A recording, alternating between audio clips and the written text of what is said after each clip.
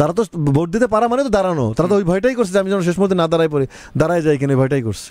এবং অন্যায়, অনিয়মতান্ত্রিক, অগঠনতান্ত্রিক শৈলানা সাহেব তো সব বলে দিয়েছেন, অনেকেই বলেছেন যে একটা মানুষকে 3-3বার সেক্রেটারি পরে কীভাবে অন্যায়ভাবে তার সদস্যপদ স্থগিত বা বাদ খারিজ করতে হয় সেটা এদেরকে দেখে শেখা হচ্ছে। কোনো জেনারেল মিটিং হচ্ছে না, কিছু না, পিকনিক একটা আনন্দের জায়গা, খাওয়ার জায়গা, সেখানে ঘোষণা করে কি মানে পরে শোনা যায় জায়েদ খানের সদস্য স্থগিত, 3টা চিঠি আমাকে দেয়নি। শপথ লাগে না, আমাদের গঠনতন্ত্রে শপথ বলতে কিছু না, আমরা শুধু একজন কোষাধ্যক্ষ আর একজন কোষাধ্যক্ষ তার হিসাব বুঝিয়ে দেবে।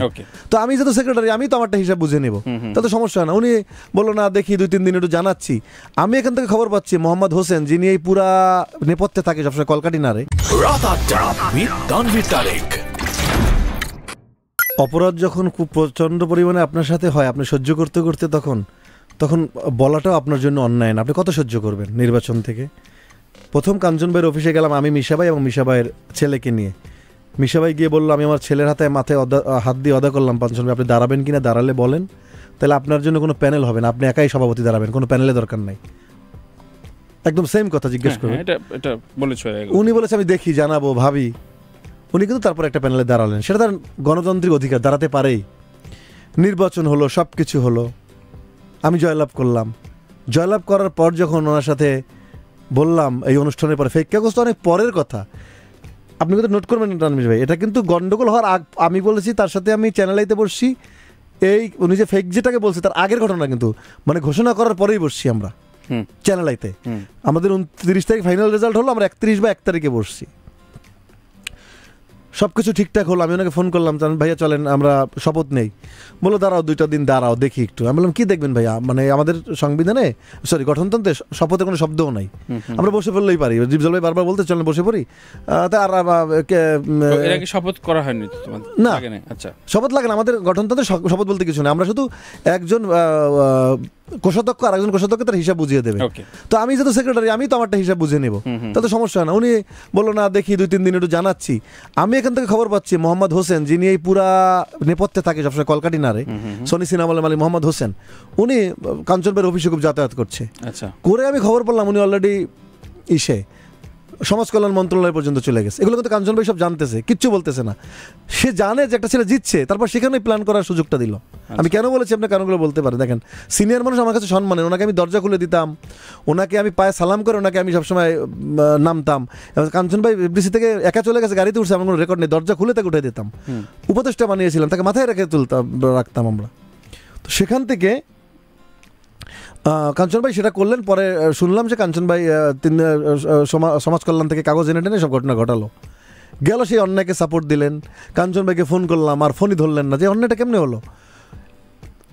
সব গেল, সব কিছু হলো, আমি নির্বাচিত হলাম, আমার কোর্টের আমার রায় হলো। যদি তানভীর ভাই, যদি আমি কোর্টের রায় না পেলাম, তাহলে নিপুণ আমার আপিল করলো কোন কাগজের বিরুদ্ধে?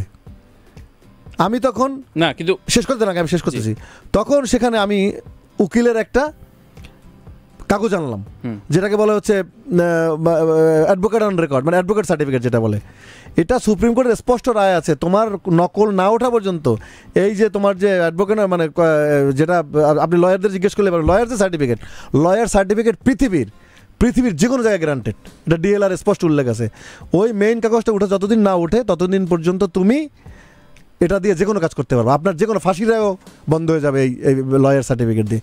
সে লয়ার সার্টিফিকেট দিল, উনি বললো এটা দিলে হবে না, আমাকে কাগজ আনতে হবে। তো আমি যে প্রথম যেহেতু যে আমার যেটা রায় হয়েছিল কাগজ, আমাদের যে মেইন যেটা অর্ডার, সেই অর্ডারটাই নেই, কিন্তু আমি ওনাকে দেখিয়েছি।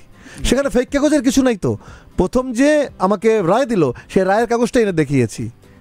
ওনাকে বলেছি যে এটা কিন্তু যদি সেটা না, উনি আমার মধ্যে ফেক কাগজের দেখানোর জন্য উনি আমাকে মামলা করে দিলেন না কেন, যে আমার সাথে জালিয়াতি করছে। আমি তো জালিয়াতি করলে তো কোর্টও আমাকে ধরতো, যে কোর্টের জাল কাগজ দেখাইছি, এই কাগজটা এখনো সমিতিতে আছে। তার মানে তুমি বলতে চাচ্ছ যে কাঞ্চন ভাই খুব প্ল্যান করে তোমাকে সবকিছু করছে, তারপর শেষ করে দেন না।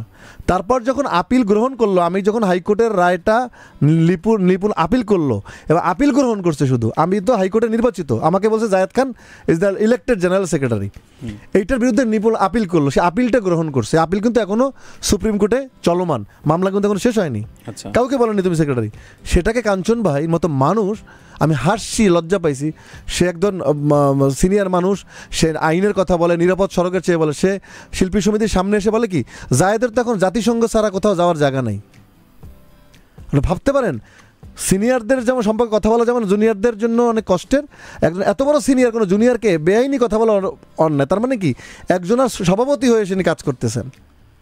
তার মানে এর প্রেক্ষিতে তুমি বলেছো যে প্ল্যান করে সব শেষ করতে শেষ হয়নি। তারপর আমি চাঁদা দিতে পাঠালাম জয়কে, কার্যকরী পরিষদের যিনি ইন্টারন্যাশনাল অ্যাফেয়ার্স সেক্রেটারি। বললো ভাইয়া জায়েদ ভাই তো চাঁদা নিয়ে পাঠিয়েছে, চাঁদা যেহেতু চাঁদা নোটিশ আসছে, কারণ আমি 2-3 দিন পরে বিদেশ থেকে মাত্র আসলাম, 2-3 দিন পরে দেখি রেজলিউশনে চাঁদা জানাচ্ছি, এই সেই কী আছে বুঝিনি। তার 3 দিন পরে প্ল্যান করে, উনি জানে যে একটা জেনারেল মিটিং কীভাবে হওয়া উচিত, কোনো জেনারেল মিটিং হচ্ছে না কিছু না, পিকনিক একটা আনন্দের জায়গা, খাওয়ার জায়গা, সেখানে ঘোষণা করে কি মানে পরে শোনা যায় জায়েদ খানের সদস্য স্থগিত, 3টা চিঠি আমাকে দেয়নি। সোহেল রানা সাহেব বলছেন আপনি পড়েছেন কিনা, খারিজ, হ্যাঁ খারিজ। তো সেখানে মিনিমাম 3টা চিঠি দিতে হবে আমাকে, সেই 3টা চিঠি তো দেয়নি আমাকে শোকজ করে, আমাকে আপনি শোকজ করলেন। আচ্ছা, তার মানে তুমি এবার নির্বাচনে ভোট দিতে এখন অযোগ্য হিসেবে ঘোষণা করা হয়েছে। তারা তো ভোট দিতে পারা মানে তো দাঁড়ানো, তারা তো ওই ভয়টাই করছে যে আমি যেন শেষ মুহূর্তে না দাঁড়ায় যাই কিনা, ভয়টাই করছে। এবং অন্যায়, অনিয়মতান্ত্রিক, অগঠনতান্ত্রিক সোহেল রানা সাহেব তো সব বলে দিয়েছেন, অনেকেই বলেছেন যে একটা মানুষকে 3-3 বার সেক্রেটারি পরে কিভাবে অন্যায়ভাবে তার সদস্যপদে স্থগিত বা খারিজ করতে হয় সেটা এদেরকে দেখে শেখা উচিত। তো তুমি তো এমনিতেই এবার ইলেকশন নিয়ে অতটা মাথা ঘামাতে না, আমি যে কাজ নিয়ে ব্যস্ত, আমি যে কাজ নিয়ে প্রচুর টাকা পয়সা ইনকাম করছো, টাকার জন্য না, কাজটাকে এনজয় করছি। অবশ্যই, মানে আমি আল্লাহ তো কাজ সবসময় সবাইকে দেয় না, অর্থ উপার্জন তো খারাপ কিছু না, আমি অবশ্যই এটা প্রেজ করে বলছি। হ্যাঁ, আমি তো অবৈধ উপায়ে অর্থ উপার্জন করি না, আমি কষ্ট করে সারাদিন একটা জায়গায় কষ্ট করে উপস্থিত হয়ে তারপর আমি টাকা কামাই করি। তার মানে নিপুণ বা কাঞ্চন ভাই এদের যে ঘোষণা তোমাকে যে সদস্যপদ খারিজ করা, এটা তোমার জন্য একটা সাপে বার হয়েছে, মানে যেটা তুমি, আমার তো এটা নিয়ে কোনো মাথা ব্যথা নাই। আমি তো একটা কথা বলেছি, অবৈধ লোকের অবৈধ সিদ্ধান্তে আমি বিচলিত না। এটা না যে এটা না দিলে আমাকে ওই শোতে ডাকবে না, এইটা না হলে আমার অনুষ্ঠানে যাওয়া যাবে না, এটা না হলে বিদেশে যাওয়া যাবে, এমন কিছুই তো না।